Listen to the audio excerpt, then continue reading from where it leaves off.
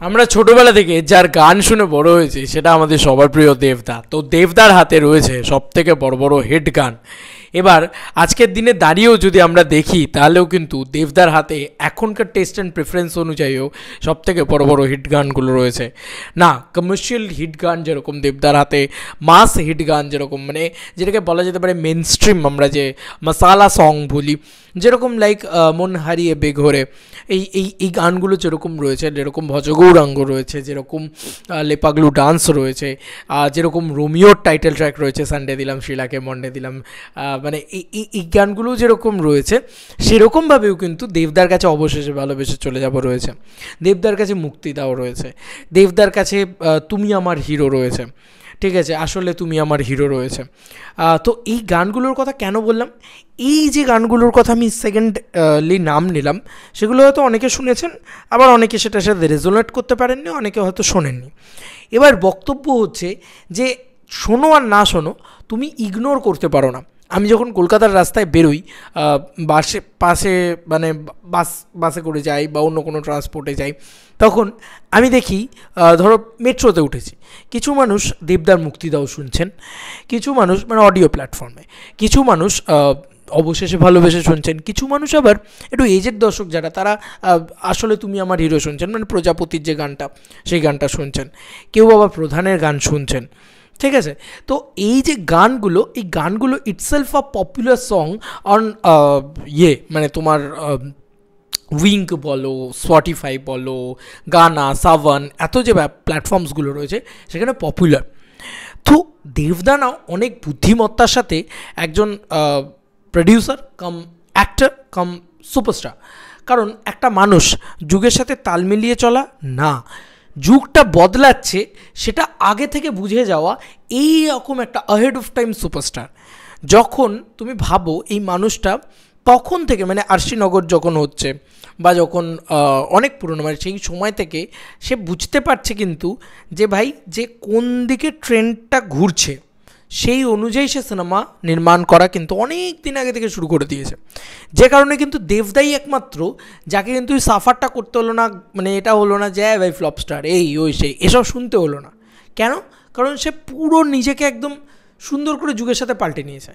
আবার দেখো, আবার বলছি, এই যে সবাই মিলে একটা কমার্শিয়াল ছবি বানানোর চেষ্টা করছে, একটা মশালা ছবি বানানোর চেষ্টা করছে, কিন্তু আবার কিন্তু ঠিক যুগটা যখন চেঞ্জ হচ্ছে, যখন চেঞ্জ কখন হবে বলো তো, আবার একটা কমার্শিয়াল ছবি, আবার একটা মাস ছবি, আবার একটা বিজনেস করা ছবি, ঠিক দেবদার খাদানটা এটা, খাদানটা বিজনেস করবে, ঝাট করে সব কিছু পাল্টে যাবে।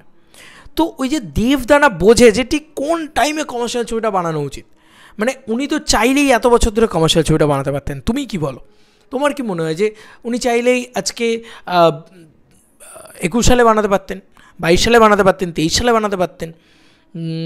বানিয়েওছেন উনি 23 সালে, একটা হালকা ট্রাই উনি করে নিয়েছেন। প্রতিটা ছবির ভিতরে ওনার মাস আপিলিংটা দেখবে। এই যে কমার্শিয়াল ছবি বানানোটা না, সেটাও ওনার কিন্তু অনেক বুদ্ধিমত্তার সাথে। কেন?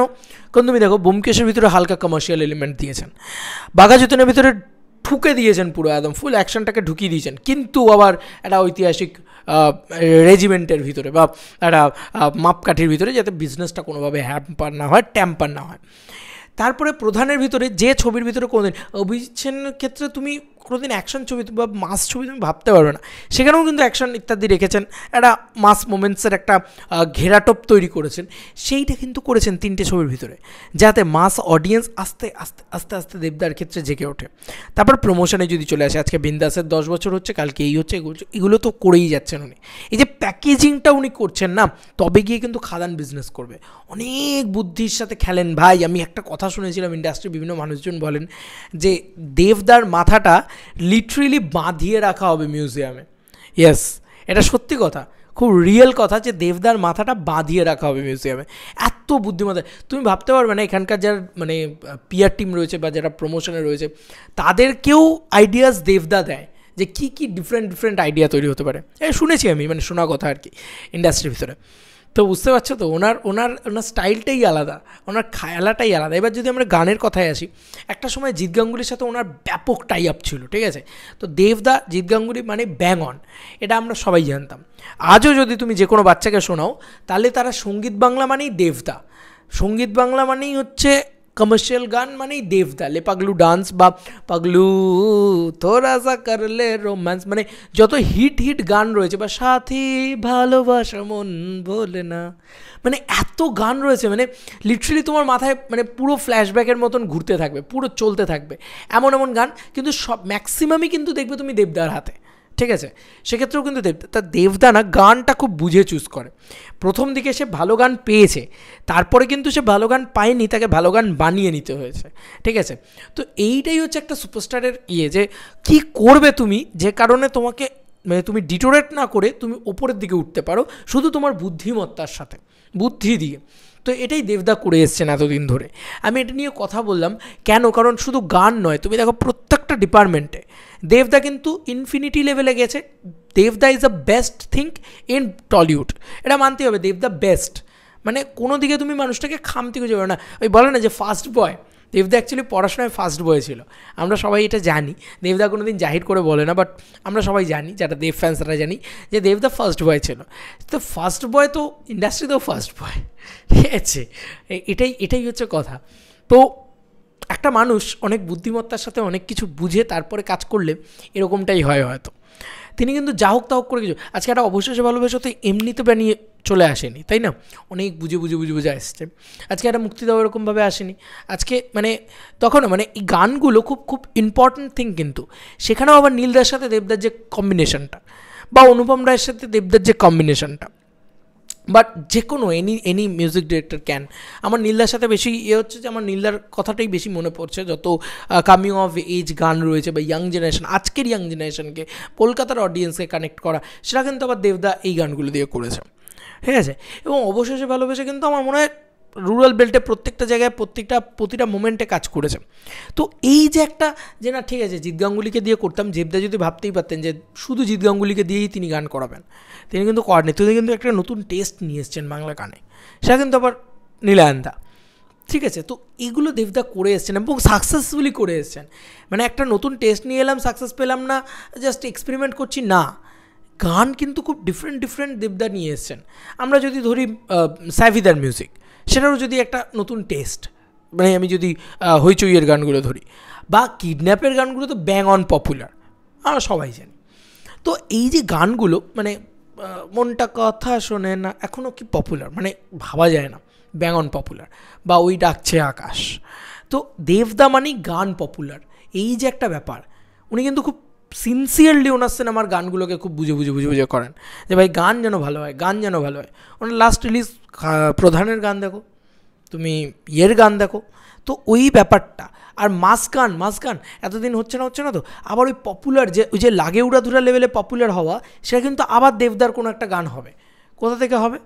খাদান থেকে হবে, কারণ মাস ছবি করছে না। তো এগুলো বুঝে করেন উনি, শুধু গান নয়, আমি তো তোমাদেরকে বললাম সিনেমা স্টাইল, প্যাটার্ন, সব কিছু। মানে আমি কলকাতার রাস্তায় চলি, যখন আমি দেখি গাড়িতে মানে যারা ড্রাইভ করছে তাদের ওখানে দেখি গান বাজছে, দেবদার গান বাজছে ভাই। আর আজ থেকে 10 বছর আগে দেবদার গান বাজছে। আবার তুমি যদি গ্রামে গঞ্জে মফস্বলে যাও, সেখানে তুমি দেবদার কেওড়া গান শুনতে পাবে। মানে তুমি বুঝতে পারছো তো ব্যাপারটা কী হচ্ছে? তো মানে দেবদা কিন্তু সব জায়গাটাকে গিলে খাচ্ছে, সব জায়গাটাকে নিজের দখলে নিয়ে নিয়েছে। তো কিছু করার নেই, সেই মাস অডিয়েন্সও দেবদার দখলে, ক্লাস অডিয়েন্সও দেবদার দখলে, ঠিক আছে? এবং এই দুটোর ব্যালেন্সটাকে এত সুন্দরভাবে করে রেখেছে যে এমন নয় যে তুমি বলতে পারবে যে বুম্বাদার মতন পুরোপুরি ক্লাস অডিয়েন্সকেই মাথায় রেখে দেবদা ছবি করছে, না। দেবদা কিন্তু ক্লাস অডিয়েন্সকেও মাথায় রাখছে, মাস অডিয়েন্সকেও মাথায় রাখছে।